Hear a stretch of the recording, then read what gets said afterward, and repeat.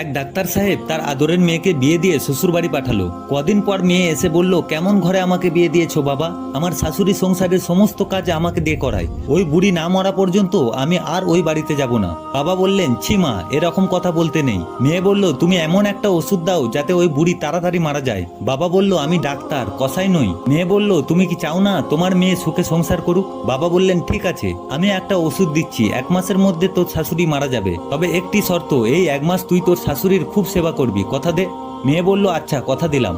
মেয়ে এবার ওষুধ নিয়ে শ্বশুর বাড়ি গিয়ে মন দিয়ে শাশুড়ির সেবা করতে লাগলো এবং নিয়মিত ওষুধ খাওয়াতে থাকলো। কয়েকদিন পর শাশুড়ি লক্ষ্য করলো বৌমা আর আগের মতো নেই। এরপর শাশুড়ি বৌমাকে নিজের মেয়ের মতো ভালোবাসতে লাগলো। একদিন মেয়ে কান্না করতে করতে বাবার কাছে এসে বলল, বাবা, তুমি আমার শাশুড়িকে বাঁচাও, উনি আমার মায়ের মতো। বাবা বলল, আমি জানতাম তুই একদিন তোর ভুল বুঝতে পারবি, আমি তোকে বিষ দিইনি রে মা। যা মা, তুই সুখে সংসার কর। মেয়েটি হাসি মুখে তার বাবাকে বলল, তুমিই পৃথিবীর শ্রেষ্ঠ বাবা।